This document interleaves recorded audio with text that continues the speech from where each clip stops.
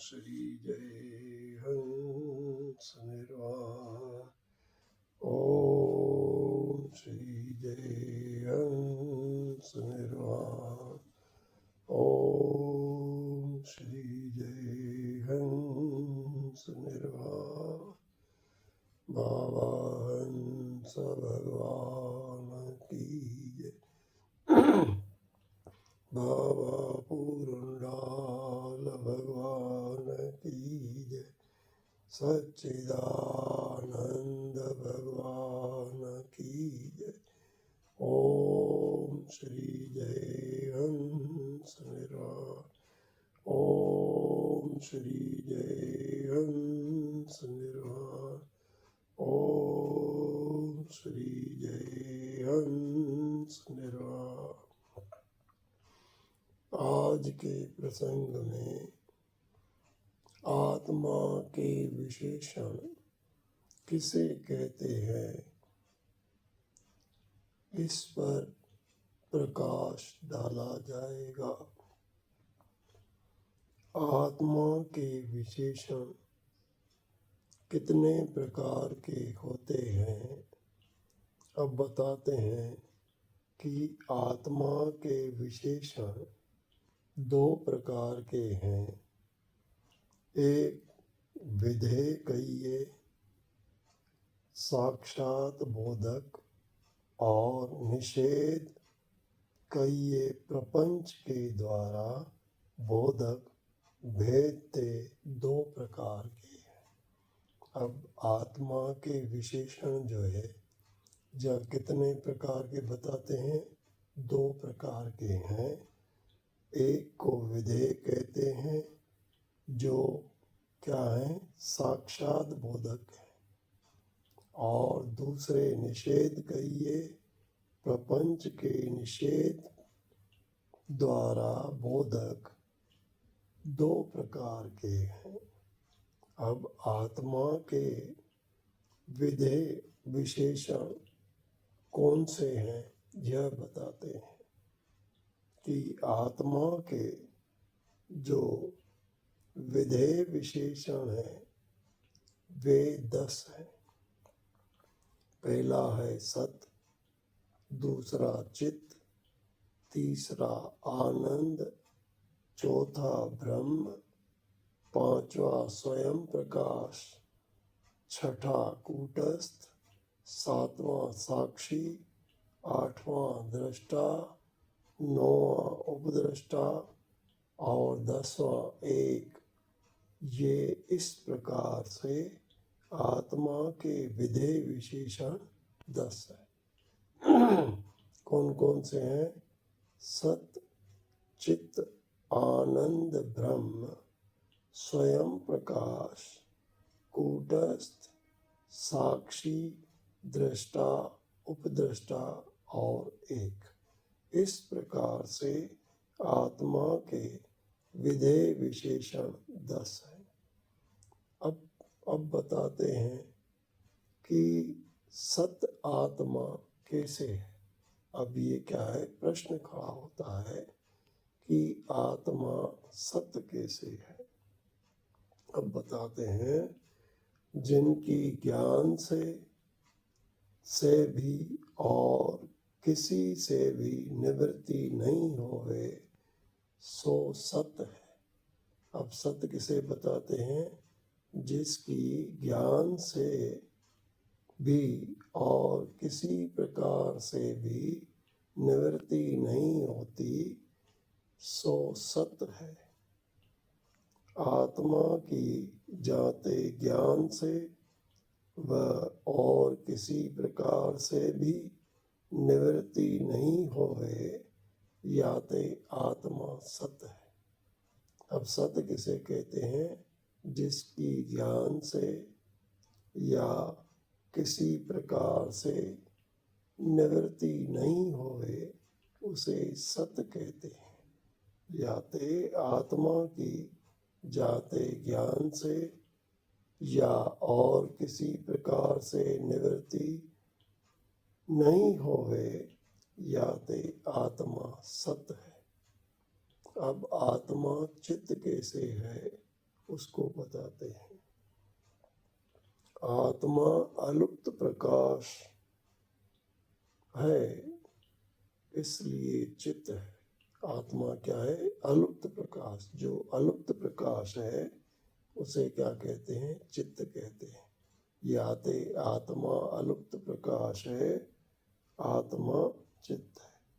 याते आत्मा जाते अलुप्त प्रकाश रूप है, याते आत्मा चित्त है। आत्मा क्या है? अलुप्त प्रकाश है, याते आत्मा चित्त है। आत्मा आनंद कैसे है? परम कहिए सर्वते अधिक प्रीति का जो विषय है सो आनंद है।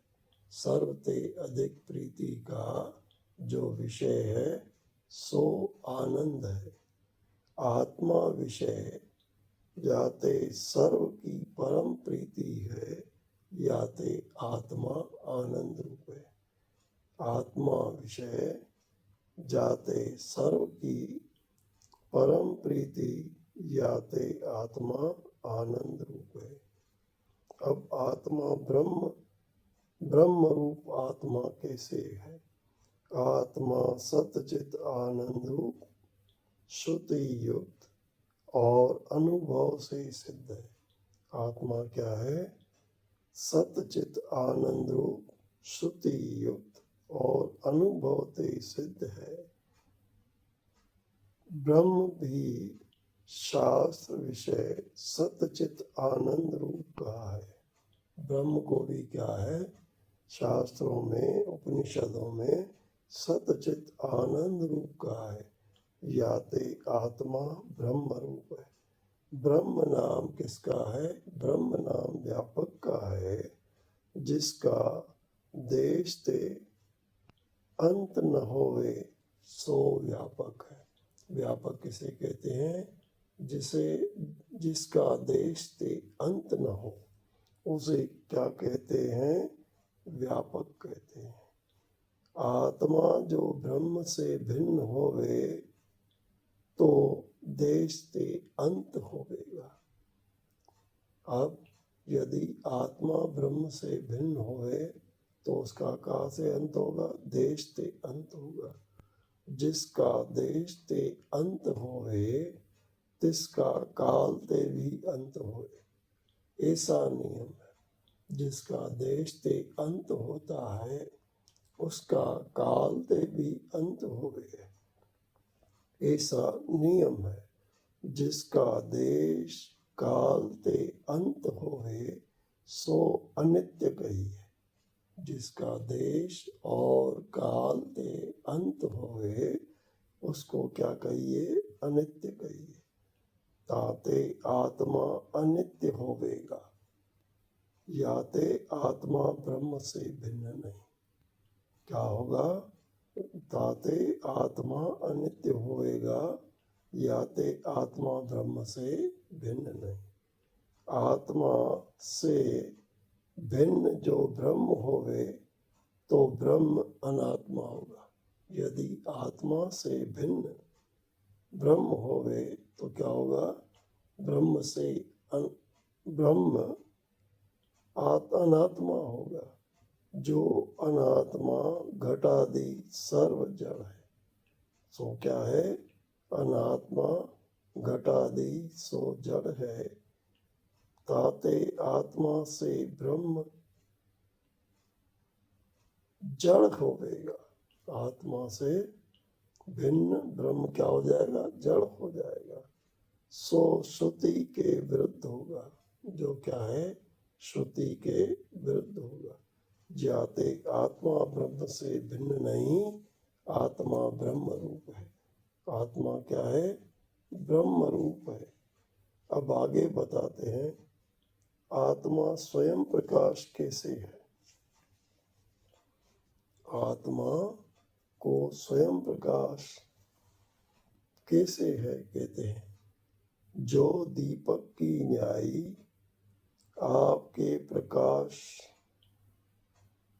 ने विषय किसी की भी अपेक्षा नहीं करे और आप सर्व का प्रकाशक होवे सो स्वयं प्रकाश कही है।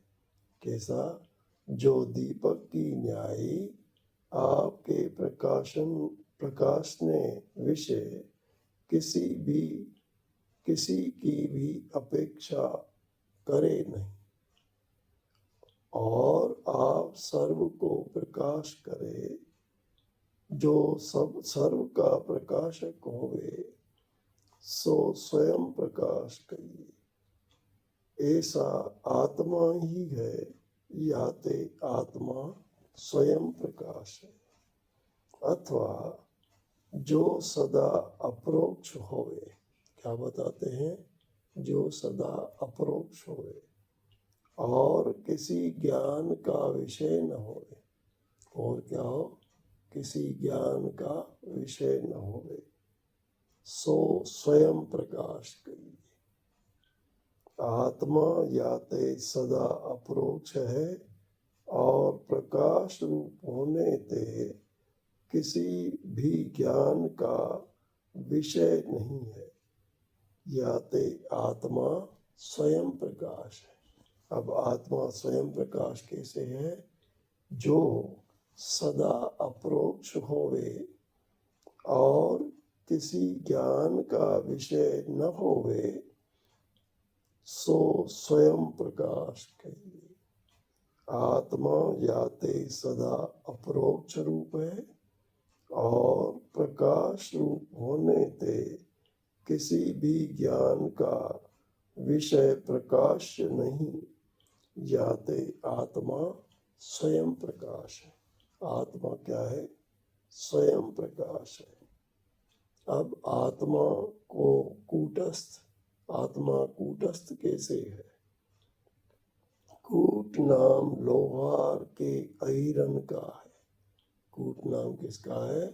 लोहार के अहिरन का है। ताकि न्यायी जो निर्विकार अचल रूप से स्थित होवे सो कूटस्थ कहिए। अब कूटस्थ किसे कहते हैं? कूट नाम लोहार के अहिरन का है। ताकि न्यायी जो निर्विकार अचल रूप से स्थित होवे सो कूटस्थ कहिए। जैसे लोहार अनेक घाट गढ़ता है तो भी अहिरन जो का त्यों रहता है। जैसे लोहार क्या करता है? अनेक घाट गढ़ता है तो भी अहिरन जो का त्यों रहता है। तैसे मन रूपी लोहार व्यवहार रूप अनेक घाट गढ़ता है। मन रूप लोहार क्या है? अनेक व्यवहार में घाट गढ़ता रहता है तो भी आत्मा जो का त्यों रहता है, याते आत्मा कूटस्थ है। कूटस्थ कहने से अचल और अक्रिय सिद्ध होवे। कूटस्थ कहने से क्या हुआ? अचल और अक्रिय सिद्ध होवे। जैसे देखो, कूटस्थ किसको कहा है? कूट नाम लोहार के अहिरन का है। ताकि न्यायी जो निर्विकार अचल रूप से स्थित होवे सो कूटस्थ कहिए। जैसे लोहार अनेक घाट गढ़ता है तो भी अहिरन जो का त्यों रहता है। जैसे मन रूपी लोहार व्यवहार रूप अनेक घाट गढ़ता है तो भी आत्मा जो का त्यों रहता है, याते आत्मा कूटस्थ है। कूटस्थ कहने से अचल और अक्रिय सिद्ध हुआ। अब साक्षी किसे कहते हैं? लोक व्यवहार विषय। आप देखो, लोक व्यवहार विषय कैसा होए? उदासीन, कहिए, राग, द्वेष, रहित हो गए हैं। अब देखो, लोक व्यवहार के प्रति कैसा हो, उदासीन हो और राग द्वेष से रहित हो, पहला। दूसरा क्या है, समीपवर्ती हो, कैसा हो, समीपवर्ती हो और चैतन्य हो गए, सो साक्षी कहिए। याते आत्मा देहादिक से उदासीन है। आत्मा क्या है, देहादिक से उदासीन है, समीपवर्ती है और चेतन कहिए अजड़ प्रकाश है। याते आत्मा साक्षी है। देखो कैसा हो, जो क्या है, देहादिक विषय कैसा हो, उदासीन हो, समीपवर्ती हो, चेतन कहिए अजड़ प्रकाश, याते आत्मा साक्षी है। अंतःकरण उपाधि वाला चेतन साक्षी कहिए। अंतःकरण उपाधि वाला चेतन क्या है, साक्षी कहिए। वह अंतःकरण और अंतःकरण की वृत्तिन विषय वर्तमान चेतन साक्षी कहिए। अंतःकरण और अंतःकरण की वृत्तिन विषय वर्तमान चेतन मात्र केवल चेतन साक्षी कहिए। ऐसा आत्मा है, याते आत्मा साक्षी है। आत्मा दृष्टा कैसे है, अब वो बताते हैं। जो देखन हारा होए सो दृष्टा कहिए। जो देखने वाला हो उसे क्या कहिए, दृष्टा कहिए। आत्मा याते सर्व दृश्य का जानने वाला है, याते आत्मा दृष्टा है। आत्मा क्या है, आत्मा याते सर्व दृश्य का जानने वाला है, याते आत्मा दृष्टा है। आत्मा उपदृष्टा कैसे है, अब इसका बताते हैं कि यज्ञशाला विषय यज्ञ करने के हारे 15 ऋतिज हुए हैं। अब देखो, यज्ञशाला विषय यज्ञ करने हारे कितने ऋतिज है, 15। 16वां यजमान होवे है, 17 यजमान की स्त्री होवे है और 18वां उपदृष्टा कहिए पास बैठ के देखन हारा होए सो कुछ भी कार्य नहीं करता। अब बताते हैं कि यज्ञशाला विषय यज्ञ करने हारे 15 ऋतिज हैं, 16 यजमान होवे है, 17 यजमान की स्त्री होवे है और 18वां उपदृष्टा कहिए पास बैठ के देखन हारा है सो कुछ कार्य नहीं करता। अब ये 18वां जो है सबके पास बैठने वाला है और वह कोई कार्य नहीं करता है। तैसे स्थूल देह रूपी यज्ञशाला विषय। अब स्थूल देह कौन है, इसमें यज्ञशाला है। 5 ज्ञानेंद्रियां, 5 कर्मेंद्रियां, 5 प्राण, ये 15 ऋतिज हैं। कितने हैं, 15। बताते हैं कि स्थूल देह रूपी यज्ञशाला विषय 5 ज्ञानेंद्रियां, 5 कर्मेंद्रियां, 5 प्राण, 15 ऋतिज है। 16वां मन रूपी यजमान है। यह मन रूपी यजमान कौन सा है, 16वां है। 17 बुद्धि रूपी यजमान की स्त्री है और 17वां कौन है, बुद्धि रूपी यजमान की स्त्री है।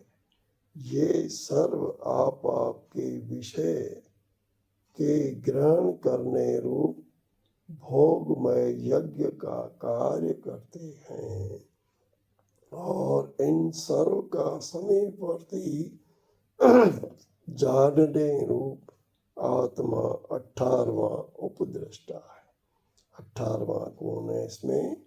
उपद्रष्टा है। बताते हैं कि स्थूल देह रूपी यज्ञशाला में 5 ज्ञानेन्द्रियां, 5 कर्मेंद्रियां और 5 प्राण, ये 15 क्या है? ऋतिज।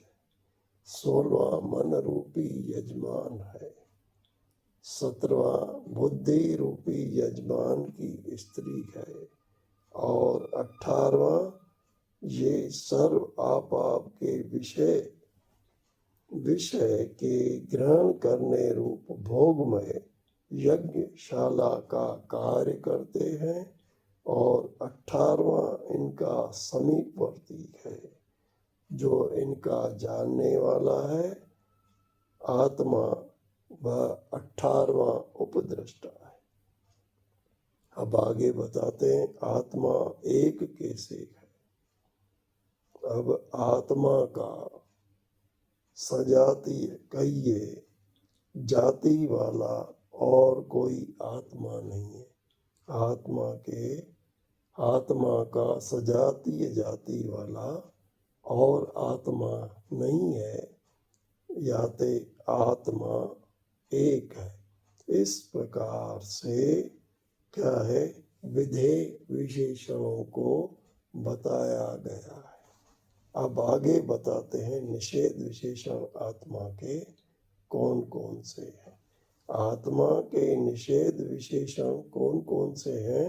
आत्मा के जो निषेध विशेषण हैं वह भी 10 है। 10 कौन कौन से हैं? अनंत, अखंड, असंग, अद्विति, अजन्मा, निर्विकार, निराकार, अव्यक्त, अव्यय और अक्षर। इस प्रकार से ये 10 है।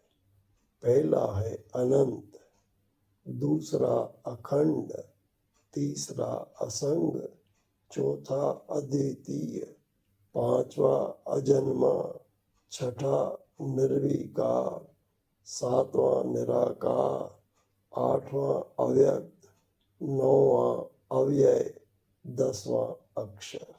इस प्रकार से आत्मा के 10 विशेषण हैं। अनंत आत्मा कैसे कहा है? अनंत आत्मा कैसे है? अब इस पर विचार करना है। आत्मा व्यापक है, ताते आत्मा का देश ते अंत नहीं। आत्मा व्यापक है इसलिए आत्मा का देश ते अंत नहीं। याते आत्मा नित्य है। आत्मा नित्य है ताते आत्मा का काल ते अंत नहीं। आत्मा नित्य है याते आत्मा का काल ते अंत नहीं।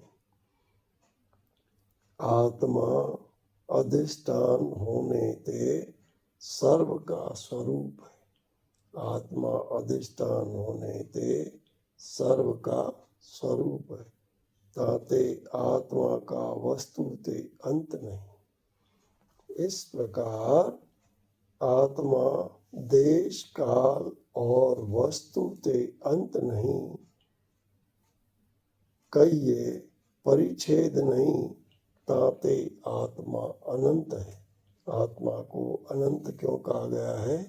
क्योंकि आत्मा का देश ते काल ते वस्तु ते अंत नहीं, कहिए परिच्छेद नहीं, ताते आत्मा क्या है? अनंत है। अब आत्मा अखंड कैसे है वह बताते हैं। आत्मा अखंड आत्मा कैसे है? अब देखो, जीव ईश्वर का भेद पहला, जीवन का परस्पर भेद, जीव जड़ का भेद, जड़ ईश्वर का भेद, जड़ जड़ का भेद, ये 5 भेद हैं, तिनते आत्मा रहित है। इन 5 भेदों से आत्मा रहित हो। सजातीय, विजातीय और स्वगत भेद से रहित है। अब भेद कैसे हैं? 3 हैं ये, सजातीय, विजातीय और स्वगत भेद से आत्मा क्या है? रहित है। याते आत्मा क्या है? अखंड है। इसलिए आत्मा को अखंड कहा है। आत्मा असंग कैसे है? संग नाम संबंध का है। अब क्या बताते हैं? संग नाम किसका है? संबंध का है। सो संबंध 3 प्रकार के हैं। एक सजातीय संबंध, दूसरा विजातीय संबंध और तीसरा स्वगत संबंध। ये 3 प्रकार के संबंध हैं। अब देखो, पहला क्या है? सजातीय संबंध किसे कहते हैं? अपनी जाति वाले से जो संबंध है सो सजातीय संबंध कहिए। अपनी जाति वाले से जो संबंध होवे है उसे सजातीय संबंध कहते हैं। जैसे ब्राह्मण का, एक ब्राह्मण का दूसरे ब्राह्मण के साथ संबंध, उसे क्या कहते हैं? सजातीय संबंध कहते हैं। दूसरा है विजातीय संबंध। एक जाति का संबंध दूसरी जाति के साथ हो उसे क्या कहते हैं? विजातीय संबंध कहते हैं। जैसे एक जाति का संबंध, एक जाति वाले व्यक्ति का संबंध दूसरी जाति वाले व्यक्ति से संबंध हो उसे क्या कहते हैं? विजातीय संबंध कहते हैं। जैसे ब्राह्मण का शूद्र के साथ, कैसे बताया? जैसे ब्राह्मण का शूद्र के साथ। तीसरा है कौन सा? स्वगत संबंध। अपने अवयवंते कहिए अंगन से जो संबंध हो वह स्वगत संबंध है। जैसे व्यक्ति का अपने अंगों के साथ जो संबंध है उसको स्वगत संबंध कहते हैं। जैसे ब्राह्मण का अपने हाथ, पैर आदि अंगों के साथ संबंध सो स्वगत संबंध है। इस प्रकार 3 संबंध जो हैं बताए हैं। अब देखो, आत्मा एक है। क्या बताते हैं? आत्मा एक है, जाते ताकि जाति नहीं। आत्मा एक है, इसलिए उसकी कोई जाति नहीं। जीव, ईश्वर, ब्रह्मा, विष्णु, शिव में तू इत्यादि भेद जो उपाधि किए हैं सो मिथ्या है। अब इसमें क्या बताते हैं? जीव, ईश्वर, ब्रह्मा, विष्णु, शिव में तू इत्यादि भेद तो उपाधि के किए हैं सो मिथ्या है। ये भेद जो बताए सो उपाधि करके हैं, इसलिए क्या है? मिथ्या है। जाते आत्मा का काऊ के साथ सजातीय संबंध बने नहीं। आत्मा का सजातीय संबंध बने नहीं। तैसे आत्मा अद्वैत है और सत्य है, तिस्ते भिन्न माया और माया का कार्य। तिस्ते भिन्न क्या है? माया और माया का कार्य स्थूल सूक्ष्म प्रपंच प्रतीत होवे सो असत है और असत कुछ वस्तु नहीं है। सो क्या है? असत है और असत कोई वस्तु नहीं। याते आत्मा का काहू के साथ विजातीय संबंध बने नहीं। आत्मा का किसी के साथ विजातीय संबंध बने नहीं। तैसे आत्मा निरअवयव है और सच्चिदानंदादिक तो आत्मा के अवयव नहीं, किंतु एक रूप होने ते आत्मा का स्वरूप है। ताते आत्मा का काहू के साथ स्वगत संबंध नहीं है। इस रीति से आत्मा संबंध है, रहित है। संबंध से आत्मा क्या है? रहित है। याते आत्मा असंग है। अब आत्मा अद्वैत कैसे है?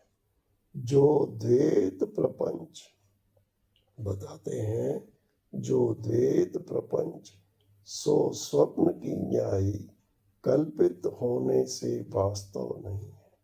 जो द्वैत का प्रपंच है सो स्वप्न की तरह कल्पित होने ते वास्तव नहीं है। याते आत्मा द्वैत से रहित है, रहित होने ते आत्मा अद्वैत है। आत्मा क्या है? द्वैत से रहित है, इसलिए आत्मा जो है अद्वैत है। अब आत्मा अजन्मा कैसे है? अब बताते हैं आत्मा अजन्मा कैसे है। स्थूल देह का धर्म जन्म है, सूक्ष्म देह का धर्म भी नहीं, तो आत्मा का जन्म कहाँ से होगा? अब बताते हैं कि देखो, स्थूल देह का धर्म जन्म है, जब सूक्ष्म देह का धर्म नहीं तो आत्मा का धर्म कैसे होगा? फिर जो आत्मा का जन्म मानिए तो आत्मा का मरण भी होगा।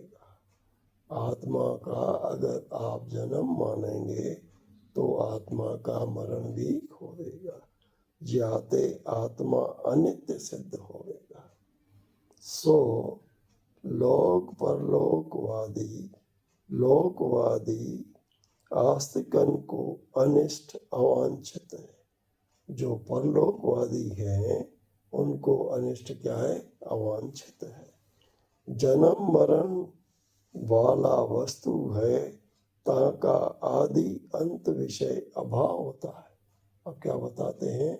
जो जन्म मरण वाली वस्तु होती है उसका आदि अंत विषय क्या होता है? अभाव होता है। ता से पूर्व जन्म विषय आत्मा नहीं था और तिसके कर्म भी नहीं थे। पूर्व जन्म विषय क्या था? आत्मा नहीं था, उसके कर्म भी नहीं थे। तब इस जन्म विषय आत्मा को कर्म से बिना भोग होवे। आत्मा को कर्म के बिना भोग होवेगा। और क्या है? बिना कर्मों के भोग होवेगा। और क्या होगा? मरण ते अनंतर आत्मा नहीं होवेगा। मरण के अंत आत्मा नहीं होगा। इस जन्म विषय कर्म का भोग से बिना नाश होगा। और क्या होगा? कर्म का भोग से बिना नाश होगा। याते वेदोक्त कर्म की व्यर्थता होगी। जो वेदोक्त कर्म की व्यर्थता होगी, याते आत्मा का जन्म नहीं, ताते आत्मा अजन्मा है। आत्मा कैसा है? अजन्मा है। अजन्मा कहने से अजर अमर अर्थ ते सिद्ध भया। अजन्मा कहने से क्या भया? अजन्मा कहने से अजर अमर अर्थ ते सिद्ध भया। आत्मा निर्विकार कैसे है? जैसे घट के जन्म अस्थिपना कहिए प्रकट होता है और वृद्धि विष परिणाम अपक्षय विनाश, ये षड धर्म है। परंतु घट विषय स्थित और घट से भिन्न जो आकाश, तिसके धर्म नहीं है। घट के जो क्या है? धर्म होते हैं, लेकिन आकाश विषय ये धर्म नहीं है। कौन से? जन्मे है देह जन्मता है, यह उसका जन्म है। देह जन्मया है, अस्थिपना। पूर्व नहीं था, अब है। मतलब देह जन्मया है का मतलब क्या है? पूर्व नहीं था, अब है। देह बालक भया, यह वृद्धि है। देह युवा भया, यह विपरिणाम है। देह वृद्ध भया, यह अपक्षय है। देह मरण को पाया, यह विनाश है। ये षड विकार देह के धर्म है। देह को जानने हारा और देह से न्यारा जो आत्मा है, तिसके धर्म नहीं है। ये धर्म किसके हैं? देह के हैं। और आत्मा क्या है? इनके जानने वाला, इनसे न्यारा है। इसलिए आत्मा के ये धर्म नहीं है। इस रीति से षड विकारंते आत्मा रहित है, इसलिए आत्मा निर्विकार है। आत्मा क्या है? 6 विकारों से रहित है, इसलिए आत्मा क्या है? निर्विकार है। आत्मा निराकार कैसे है? अब बताते हैं कि स्थूल, सूक्ष्म, लंबा और टुंडा, कहिए छोटा, ये 4 प्रकार के जगत विषय आकार हैं। कितने प्रकार के जगत विषय आकार हैं? 4 प्रकार के। स्थूल, सूक्ष्म, लंबा और टुंडा, टुंडा कहते हैं छोटे को। ये 4 प्रकार के जगत विषय आकार है। आत्मा इंद्रिय और मन का अविषय होने ते आत्मा सूक्ष्म है। क्या है? सूक्ष्म है, ताते स्थूल नहीं। आत्मा क्या है? इंद्रिय और मन का अविषय है। अविषय होने ते सूक्ष्म है, स्थूल नहीं। आत्मा व्यापक है, याते आत्मा सूक्ष्म भी नहीं। अणु नहीं। आत्मा क्या है? व्यापक है, याते आत्मा सूक्ष्म अणु भी नहीं। आत्मा सर्व ठिकानों पर ओतप्रोत है। आत्मा क्या है? सर्व ठिकानों पर ओतप्रोत है, याते लंबा और टुंडा भी नहीं। याते आत्मा निराकार है, इसलिए आत्मा को क्या है? निराकार कहा है। आत्मा अव्यक्त कैसे है? आत्मा याते मन आदि का अगोचर होने से अस्पष्ट है, याते आत्मा अव्यक्त है। आत्मा क्या है?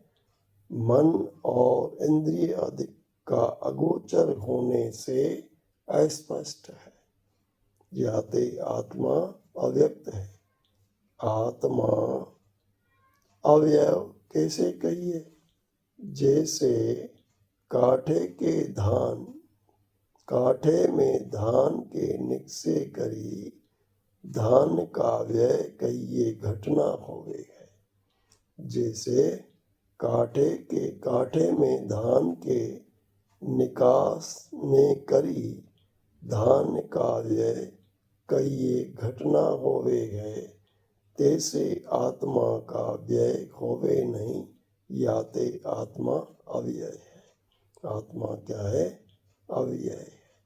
जैसे क्या है? चावल के ऊपर जो उसका छिलका रहता है, उसको छिलके को हटाने पर उसका क्या होता है? व्यय कम हो जाता है।